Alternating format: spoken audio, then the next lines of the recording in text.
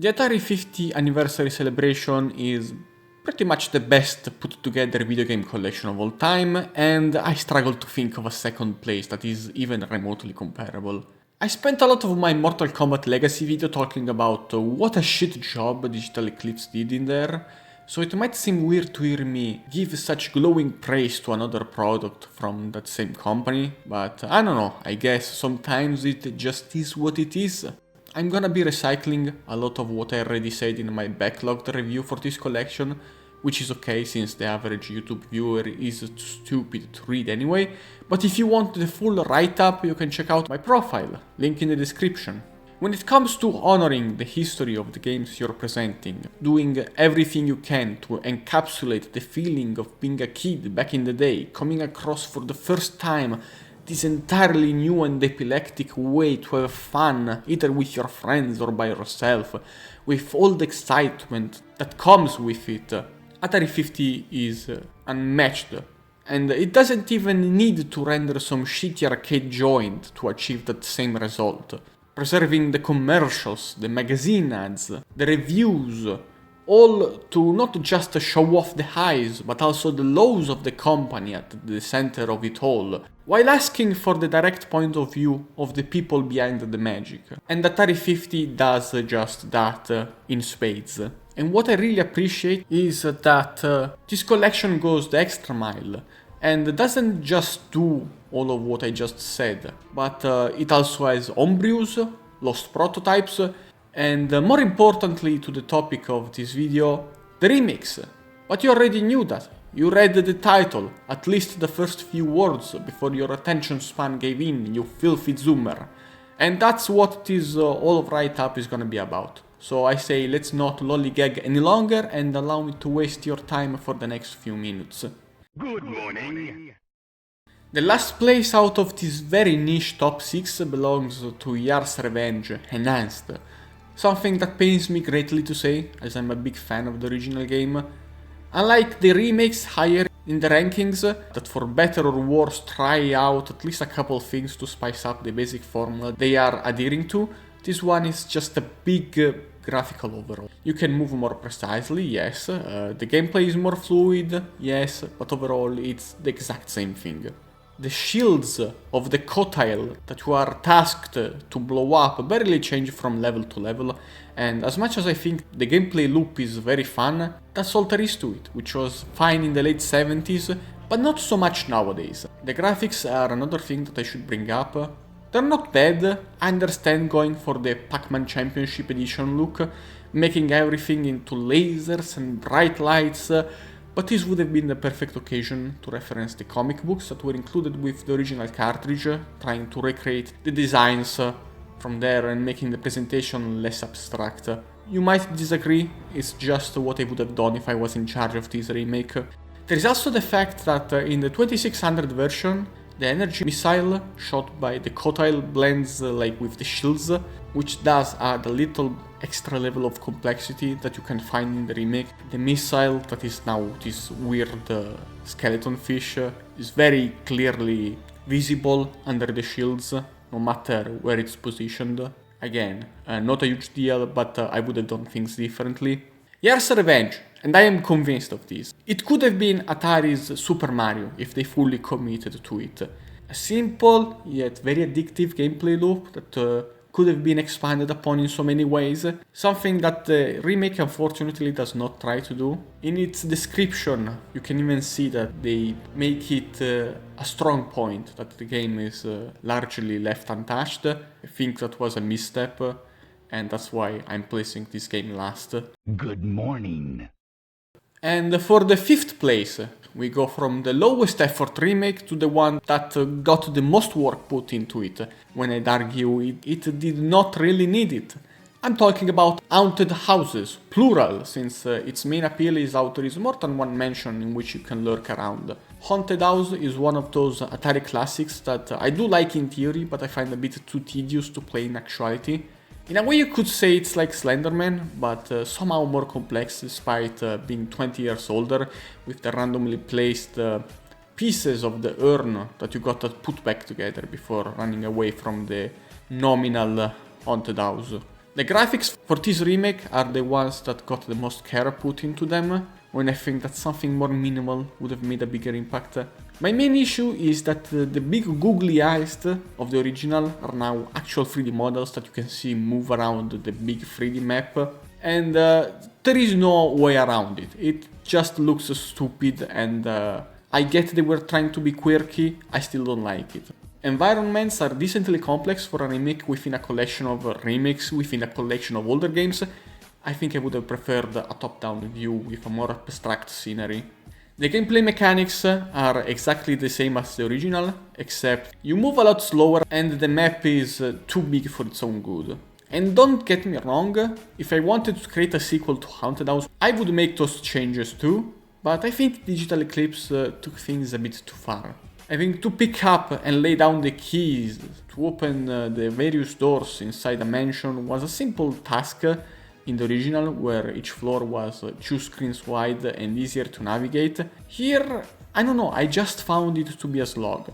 It doesn't help things that the magic wand, an item that originally made you immune to the enemies, has been replaced with a shield that takes ages to charge up and almost never activates in time, making it kinda pointless to the proceedings.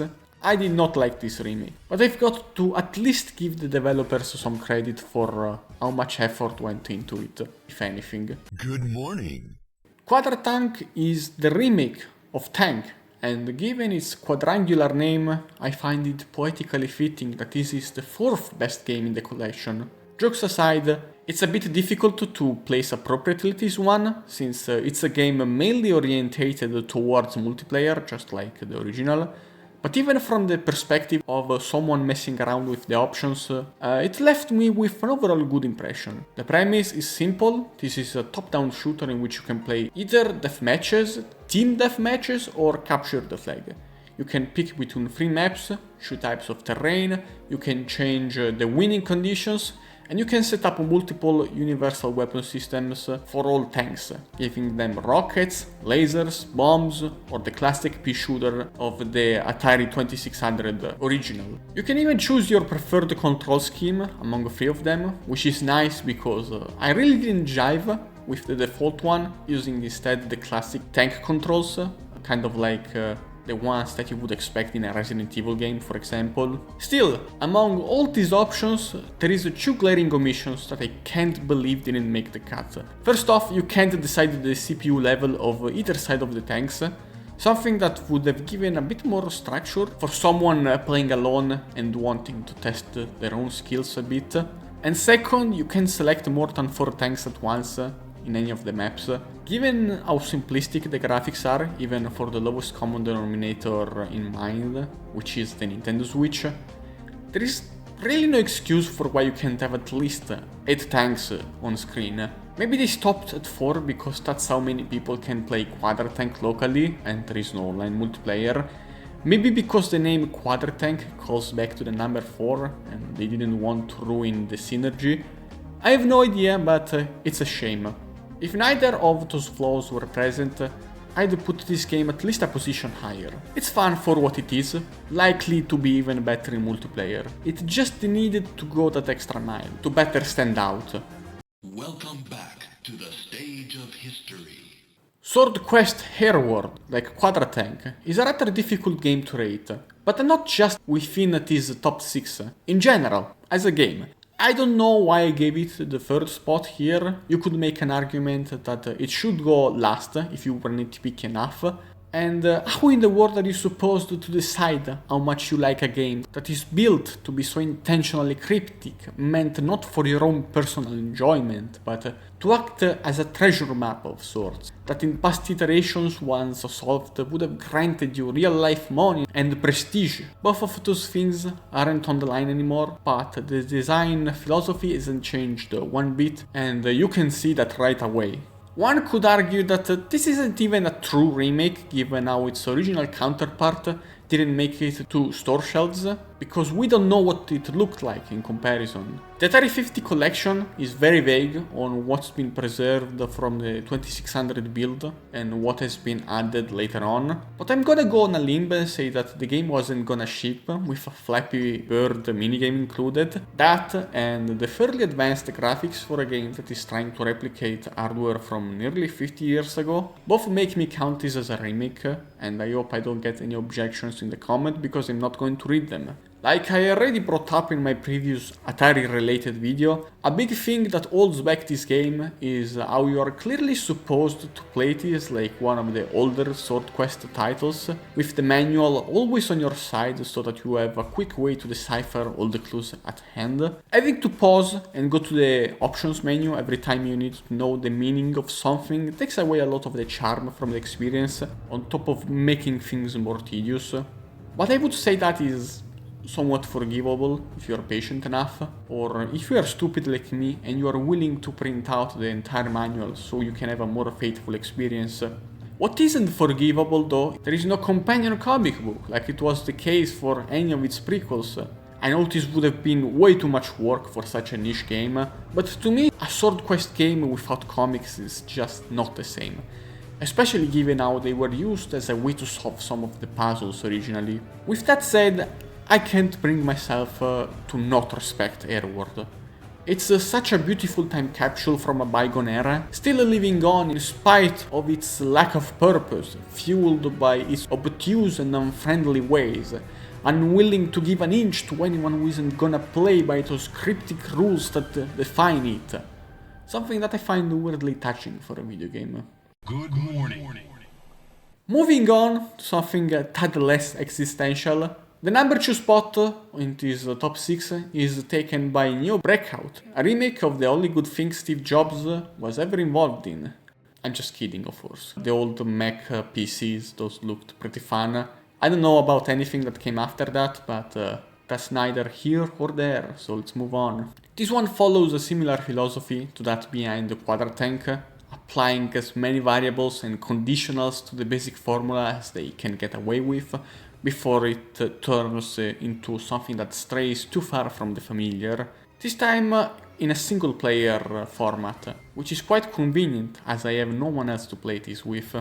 There isn't a huge amount of levels or anything, but those that are available are just varied enough to stand out with all the bells and whistles I just mentioned. On top of being a Breakout remake, this game incorporates a bit of Pong in its versus mode, but instead of throwing the ball to the other side of the field, you are just slowly pushing a wall made of blocks. It's a fun time, I liked it, but I wish it got incorporated into some sort of single player campaign, like it was the case with the classic mode. And even for the local multiplayer, there doesn't seem to be any modifier that you can apply to have some zany fun, so that's a shame. The music that plays in the background is quite nice though during these matches.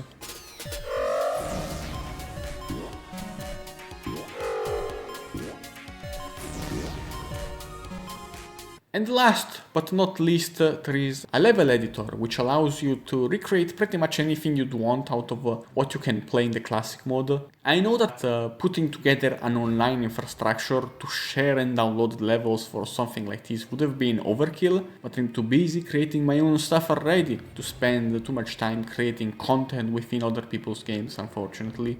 Neo Breakout is also the game that made me realize how all of these remakes have been individually developed by small groups of people, each doing their own thing.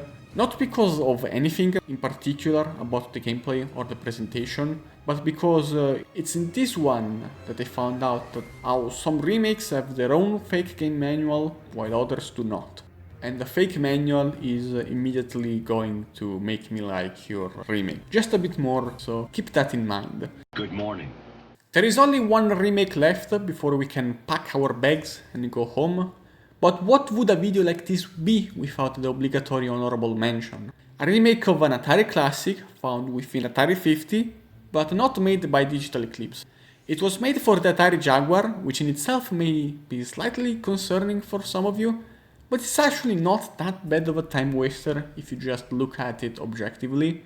You might think it was called Missile Command 3D because it's making good use of the mighty 64 hardware of the Jaguar. And it would be correct, but it's also because it's made up of 3 distinct modes that could very much be their own standalone games if some more effort was put into them. You got Original Mode, which is just the OG arcade title, with a fancy new music track playing in the background. You can also pretend that you're playing on an Atari Lynx if you want, making this undisputedly the definitive edition of the arcade classic. Then there is 3D mode, Missile Command, but with polygons. It's unbelievable how bad this is actually to play. The rules are the same as they ever were, but now you can only see a fraction of the map. The range of your explosions has been made harder to decipher for no reason. The frame rate makes everything look like a slideshow, and half of the screen is taken up by the UI. There is also a rudimentary upgrade system for the cities you're trying to defend, if they can stay safe for long enough. But seriously, why would you care? Just play Original Mode, or even the Link Sport if you're willing to give up on some of the gameplay's complexity for the sake of upgrades and all of that new stuff that all video games have nowadays. And then there is Virtual Mode. The only thing that Virtual Mode shares with its predecessors is that you are controlling 3 cannons to defend a cluster of cities, but that's it.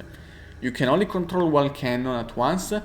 You are shooting normal projectiles rather than the slow missiles you gotta carefully plan for. There is upgrades, there is secondary weapons, there is boss battles, and multiple scenarios that you can play through.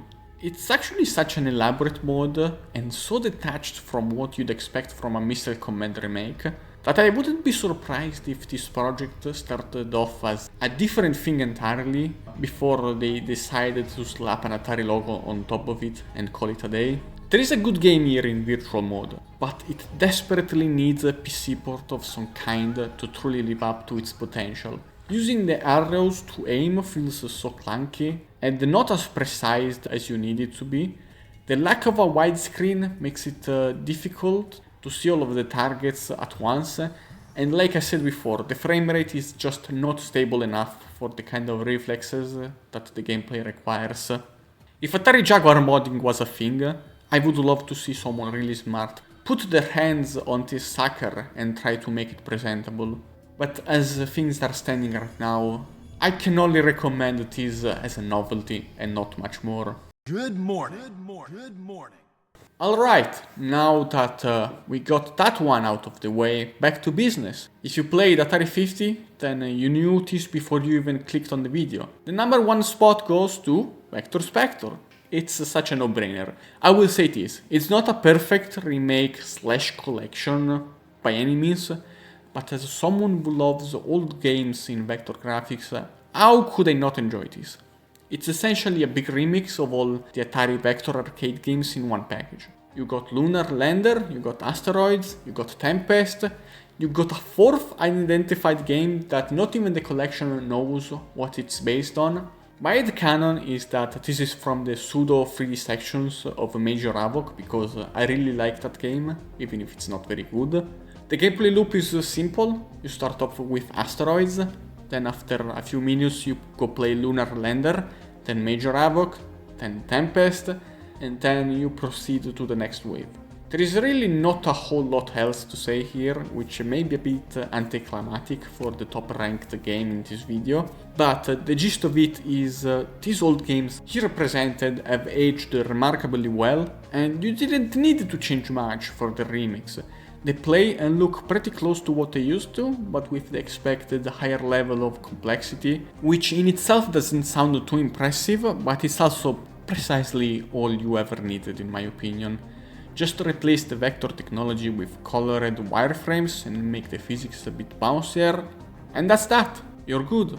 I know I complained about Yar's Revenge Enhanced feeling too similar to the original as my main reason for putting it last, but that was just one game. Here you have 4 all combined in one neat package, which in itself is enough of a gimmick to justify this remake's existence. I almost forgot to mention the extra mode in which your spaceship is roped to another spaceship and you have to carry it throughout the levels. Probably really fun in multiplayer, super annoying if you are on your own, especially for the Lunar Lander section. Not the most flattering way to end the review for a game that by all intents and purposes I really enjoyed, but I didn't know where else to relate this information, I'm sorry.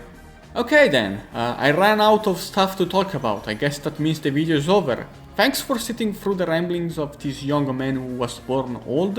I don't know what the average person is gonna make out of any of whatever this is, but I hope it managed to distract you from the everlasting darkness of life for the few minutes it lasted. See you in 6 months whenever I get another scripted video idea. In the meantime, don't forget to wishlist Trauma Pets on Steam or else I'm gonna be very mad.